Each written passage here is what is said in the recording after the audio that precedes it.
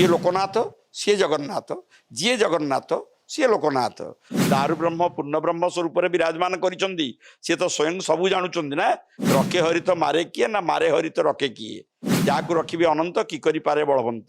ଜଣେ ଲୋକକୁ ପଠେଇଲୁ ତା ଭିତରକୁ ମଶାଲ ଦେଇକି, ଯେତେବେଳେ ତ ଇଲେକ୍ଟ୍ରିକ୍ ନଥିଲା 78 ମସିହାରେ, ମଶାଲ ଦେଇକି ପଠେଇଲୁ। ଯେତେବେଳେ ସେ ତଳକୁ ଗଲେ, ମାନେ ଭିତର ରତ୍ନଭଣ୍ଡାର ଗୋଟେ ସୁଡ଼ଙ୍ଗ ଭଳିଆ ଅଛି, ସେ ସୁଡ଼ଙ୍ଗ ଦେଇକି ଯେତେବେଳେ ସେ ଗଲେ ଏବଂ ଯୋଉଟେ ଲୋକଟି ଯୋଉ ଗଲେ ତା ଭିତରୁ ଗଲା ପରେ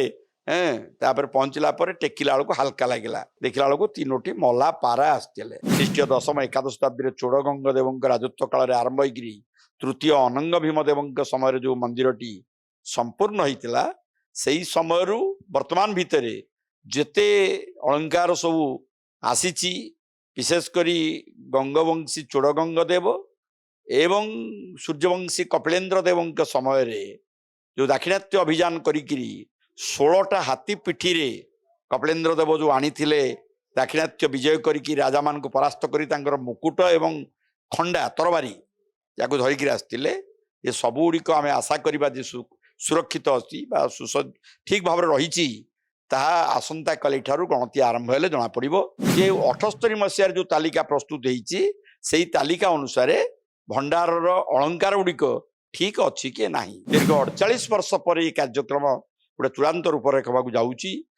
ତେଣୁ ଜଗନ୍ନାଥଙ୍କ ସହିତ ଲୋକନାଥଙ୍କର ସମ୍ପର୍କ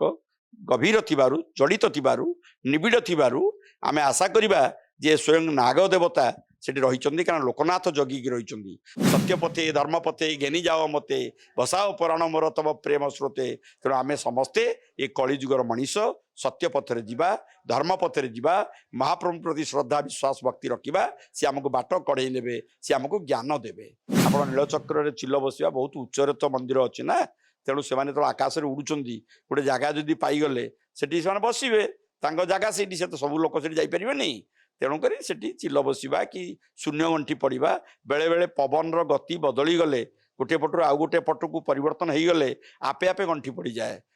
ଆଶା କରିବା ଜୟ ଜଗନ୍ନାଥ। ଯେଉଁ କାର୍ଯ୍ୟକ୍ରମଟି ଆସନ୍ତାକାଲି ହେବାକୁ ଯାଉଛି ଗୋଟେ ଶୁଭ ମୁହୂର୍ତ୍ତରେ ମାହେନ୍ଦ୍ର ବେଳାରେ, ତା ନିଶ୍ଚିତ ଭାବରେ ଆମର 4.5 କୋଟି ଓଡ଼ିଆମାନଙ୍କ ପାଇଁ ଏକ ଖୁସି ଖବର। ଯାହା ଦୀର୍ଘ ବର୍ଷ ଧରି 1978 ପରଠୁ 2026 ମସିହା ହେଲା, ଦୀର୍ଘ ବର୍ଷ ଧରି ମହାପ୍ରଭୁଙ୍କର ରତ୍ନ ଭଣ୍ଡାରର ଅଳଙ୍କାର ଗୁଡ଼ିକର ଗଣତି ମଣତି ହେଇପାରିନଥିଲା। ବହୁ ବାଦାନୁବାଦ ଭିତରେ ତାହା ବନ୍ଦ ହେଇକି ରହିଥିଲା। ଏ ସରକାର ଆସିଲା ପରେ ବର୍ତ୍ତମାନ ତାକୁ କାର୍ଯ୍ୟକାରୀ କରିବା ପାଇଁ ଆଗେଇ ଆସିଛନ୍ତି, ଆଗଭର ହେଇଛନ୍ତି। ତେଣୁ ଆସନ୍ତାକାଲି ହେଉଛି ଆଜି ଆପଣଙ୍କର କେତେ 24 ତାରିଖ, କାଲି 25 ତାରିଖ ଯେଉଁ ମାହେନ୍ଦ୍ର ବେଳା ଯେଉଁ ସମୟ ମୁହୂର୍ତ୍ତ ଅଛି, ସେଇ ମୁହୂର୍ତ୍ତରେ ଆରମ୍ଭ ହେବ। ଏବଂ ପ୍ରଥମେ ଯେଉଁଟା ଦୈନନ୍ଦିନ ଯେଉଁ ମହାପ୍ରଭୁଙ୍କର ବିଧିବିଧାନ ପାଇଁ ଯେଉଁ ସ୍ୱର୍ଣ୍ଣ ଅଳଙ୍କାର ଗୁଡ଼ିକ ଲାଗି ହୁଏ, ସେଗୁଡ଼ିକ ରହେ, ସେଇଟା ଆଗ ଗଣତି ମଣତି ହେବ। ତାପରେ ବାହାର ଭଣ୍ଡାର ଯେଉଁଥିରେ ଆପଣଙ୍କର ରଥଯାତ୍ରା ଏବଂ 4ଟି ବିଭିନ୍ନ ସମୟରେ ଯେଉଁ 4ଟି ସୁନାବେଶ ହୁଏ ରତ୍ନବେଦୀ ଉପରେ, ଆଉ ଆଷାଢ଼ ଶୁକ୍ଳ ଏକାଦଶୀରେ ରଥ ଉପରେ ବାହାରେ, ଶ୍ରୀମନ୍ଦିର ବାହାରେ ରଥ ଉପରେ ସୁନାବେଶ ହୁଏ,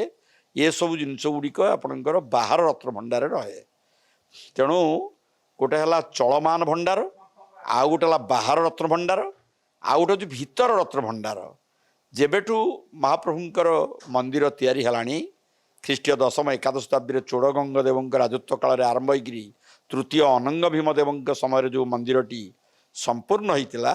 ସେଇ ସମୟରୁ ବର୍ତ୍ତମାନ ଭିତରେ ଯେତେ ଅଳଙ୍କାର ସବୁ ଆସିଛି, ବିଶେଷ କରି ଗଙ୍ଗବଂଶୀ ଚୋଡ଼ଗଙ୍ଗ ଦେବ ଏବଂ ସୂର୍ଯ୍ୟବଂଶୀ କପିଳେନ୍ଦ୍ର ଦେବଙ୍କ ସମୟରେ ଯେଉଁ ଦାକ୍ଷିଣାତ୍ୟ ଅଭିଯାନ କରିକିରି 16ଟା ହାତୀ ପିଠିରେ କପିଳେନ୍ଦ୍ର ଦେବ ଯେଉଁ ଆଣିଥିଲେ, ଦାକ୍ଷିଣାତ୍ୟ ବିଜୟ କରିକି ରାଜାମାନଙ୍କୁ ପରାସ୍ତ କରି ତାଙ୍କର ମୁକୁଟ ଏବଂ ଖଣ୍ଡା ତରବାରୀ ଯାକୁ ଧରିକିରି ଆସିଥିଲେ, ଏ ସବୁ ଗୁଡ଼ିକ ଆମେ ଆଶା କରିବା ଯେ ସୁରକ୍ଷିତ ଅଛି ବା ଠିକ ଭାବରେ ରହିଛି। ତାହା ଆସନ୍ତାକାଲି ଠାରୁ ଗଣତି ଆରମ୍ଭ ହେଲେ ଜଣାପଡ଼ିବ। 1978 ମସିହାରେ ଯେଉଁ ଗଣତି ମଣତି କରାଯାଇଥିଲା, ତାର ଯେଉଁ ତାଲିକା ପ୍ରକାଶ ପାଇଥିଲା, ଏବେକାର 72 ଦିନ ଲାଗିଥିଲା ଗଣତି। ଏବଂ ଏବେ ଯେଉଁ 2026 ମସିହା ମାର୍ଚ୍ଚ ମାସ 25 ତାରିଖ ଠାରୁ କେତେ ଦିନ ଲାଗିବ ତ କହିହେବ ନାହିଁ। ଆଶା କରିବା 100 ଦିନ ଭିତରେ ଏ ଗଣତି ମଣତି କାର୍ଯ୍ୟ ସରିବ। ଗଣତି ହେଉଛି ଗଣନା କରିବା, ମଣତି ହେଉଛି ମରାମତି କରିବା। କିନ୍ତୁ ଏ ଯେଉଁ ବଣିଆ ସେବକମାନେ ରହିବେ, जो माने सुना को जानी पारिबे तादरे केते खाद अच्छी बा केते तार खांटी अंश अच्छी सेगुड़ाक जानिबा पई जो बणिया सेवक अछंती मंदिरर बणिया सेवक अछंती एवं आमर जातीयकरण बैंक सरकारी बैंक रे जो बणिया माने अछंती सेमानकर दक्षता अभिज्ञता को लेकिरी 2 जण बणिया सेवक को सेतिरे चयन करा जायछि सेमाने मध्य एई गणति मणति कार्यक्रम रहिबे मंदिरर मुख्य प्रशासक डॉक्टर अरविंद पाढ़ी एवं अन्यान्य तांकर जो प्रशासनिक कर्मकर्ता वृंद एवं आमर जो जस्टिस रथ कमिशन विश्वनाथ रथ को अध्यक्षतार जो कमिटी होता कमिशन बसला से नहीं गोटे स्क्वाड कराई एवं गोटे एसओपी गाइडलाइन जारी एवं ये एसओपी अनुसार बर्तमान गणति मणति आम आशा करवा जे 78 मसीहार जो तालिका प्रस्तुत होती तालिका अनुसार भंडारर अलंकार गुड़िक ठीक अच्छी कि ना। द्वितीय कथा हूँ 1905 मसीहार जो श्रीमंदिर रे शेष रघुनाथ बेश होता रघुनाथ बेश हूँ महाप्रभु जगन्नाथंकर एक मर्यादाजनक गोटे व्ययबहुल बेश जोड़ा एपर्यंत आउ करा जाई पारि नाही से बेशर रत्न अलंकार गुड़िक जो 1905 मसीह लगी होता से गुड़िक 78 मसीहा तालिका भितर थिला जदि से गुड़िक न थाए ताले सेटा परवर्ती समय श्रीमंदिर प्रशासन से विषय पदक्षेप नेबे कौन करा जाई परिबो कहीं से जिनस नाही बा अच्छी केते अच्छी ठीक अच्छी कि भूल अच्छी कमीची बा सेतिक अच्छी ए विषय जानिबा पई श्रीमंदिर प्रशासन सब प्रकार व्यवस्था करिसंदी एवं एक अंगी वस्त्र पिंधिकी भितर को जीवे आउ किछि वस्त्र पिंधिकी जीवे नाही सीसीटीवी कैमेरा लागिबो एवं जहाँ गणति मणति हब प्रत्येक दिन रो हिसाब रहिबो डिजिटल टेक्नोलोजी रे डिजिटल माध्यम रे से गुड़िक लिस्ट बा तालिकाभुक्त करा जीवो एवं सर्वोच्च माने जति दिन लागिबो से कार्यक्रम सरिला परे तापर गोटे डिजिटल लिस्ट बाहर करा जाई से गुड़िक सर्वसाधारण अवगति निमंते जना जीव नाही ता मंदिर प्रशासन रेकर्ड भाव में सत्यलिपि भाव रहिबो एवं मंदिर प्रशासन से को सार्वजनीन सरकार निर्देश पाई करि पारंती किबा बही आकार प्रकाश करी छाड़ी पारंती किंतु ये जो कार्यक्रम दीर्घ दिन प्रतीक्षा 1978 रु 2026 चिंता करूँ 78 रु 2000 हूँ आपणकर केते 78 80 हम 20 2 22 ये 26 26 22 के 48 26 20 46 2 48 वर्ष दीर्घ 48 वर्ष पर यह कार्यक्रम गोटे चूड़ांत रूप रेखा जाऊँगी जो रविनारायण मिश्र थिले मंदिर मुख्य प्रशासक से मुख्य शब्द ना प्रशासक थिले सेतेबेले सी माने 1978 मसीहार रत्न अलंकार गणना दायित्व थिले सी जो आमर इंटरव्यू होता आपंकर टीवी चैनल माध्यम सी थे मुझी से कहते जे आम जो लोक जड़े लोक पठेलु ता भर को मसाल देकी जो तो इलेक्ट्रिक नाला 78 मसीह मसाल देकी पठेलु जो से तलू को गले माने भीतर रत्न भंडार गोटे सुड़ंग भाया अच्छी से सुड़ंग देकी जो से गले एवं जो लोकटी जो गले ता भर गलापर तापर पहुँचला टेकिला बेलू हल्का लगे माने नहीं गले ओजनिया था आणला बेलू हल्का लगे जो उपरू नहीं आसती देखला बेलू 3टी मला पारा आसते एक कथा मत निजे कहते मुहर शुणी ये कहबार उद्देश्य हूँ जे वर्तमान जो रत्नभंडार मरामती करागला भीतर रत्नभंडार जो मरामती करागला मंदिर प्रशासन कले सेतेबेले मंदिर प्रशासन मुख्य प्रशासक कहले जे से भली कौन गर्त नहीं आम टिकनिक करी तदंत कलु भल रकम भेरीफाए कलु बा ताकू देखिलु टिकनिकी ताकू देखिलु किंतु कौटी हेले आम गोटे गर्त बा गोटे खाल बा खोप ए प्रकार पाइलु नाही नहीं किसी हम ना कारण जितेबले मरामती है भीतर रत्नभंडार बाहर रत्नभंडार सब मरामती है सेतिबले टिकनिकी जांच करा जाइतिला सेतबले आशा करा जाउतला जे ता भितरे सु गर्जन करी नागसाप रहउचंती नाग होउचन जगन्नाथ मोर गोटे विवर्तन धारा श्री जगन्नाथ बही जो मैंने पढ़ी से अनुभव करें जानीपारे से मोर गवेषणालब्ध ग्रंथ 30 वर्ष लगी से बहीटी लिखापी से स्पष्ट भाव लिखी जे महाप्रभु होउचंती स्वयं नाग सर्पाकृति मुखमंडल नागचक्षु अपलक नेत्र तलभाग हूँ गंडी खम्ब स्तंभ बा लिंग अर्थात गोटे लिंग शिवलिंग उपरे आउ गोटे शिवलिंग को उल्टे रखिदेले महाप्रभु जगन्नाथ हो जाती। तेणु जगन्नाथ सहित लोकनाथंकर संपर्क गभीर थिबारु जड़ित थिबारु निबिड़ थिबारु आमे आशा करिबा जे स्वयं नाग देवता सेठी रही कारण लोकनाथ जगिकी रही रत्नभंडार भितर को पशिला बेले आप देखिए डाहाण पटरे द्वारपाल होकर जगी लोकनाथ जी लोकनाथ सी जगन्नाथ जी जगन्नाथ सी लोकनाथ। तेणु जो लोकनाथ जगी एथुर आम जाना लोकनाथ बाहर जगी भितर भी जगी तेणु स्वयं देवता रूप नागराज रूप से जगी एवं आमे समस्ते जानी शुणी आमे पूर्वपुरुष भी शुणी शुणिक आसुले जे नागसाप जगिकी रही से एथर श्रीमंदिर प्रशासन गोटे स्नेक हेल्पलाइन जड़े लोक को भितर को नहीं जदि दरकार पड़े ताले साहाय्य नियाजिबो किंतु देखागला जे कौन साप ता भितर नाहांती कौन से नागसापर सुसु गर्जन कई शुणी ना एवं बड़ टर्च लाइट पकईकि ता भितर सब तन्न तन्न करी खोजला परे कोउठी हेले गर्त नहीं बा सुड़ंग भली गात नहीं भितर को जावाई कि सर्पर संधान नहीं बा सर्प थिबा कौन सी खबर से माने पाई पारले नहीं। तेणु ये तो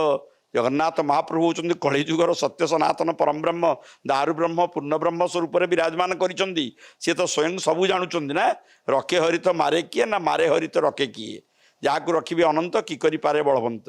तेणु यही जो विश्वासटा आम भितर थिला जे रत्नभंडार को जगिकी रही लोकनाथ बा भगवान नाग सर्प विग्रह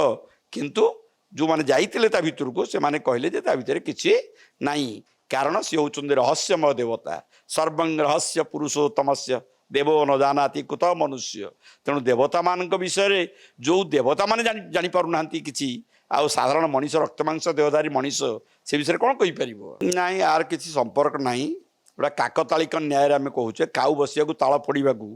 जो कथाटी आम रही लोक प्रवाद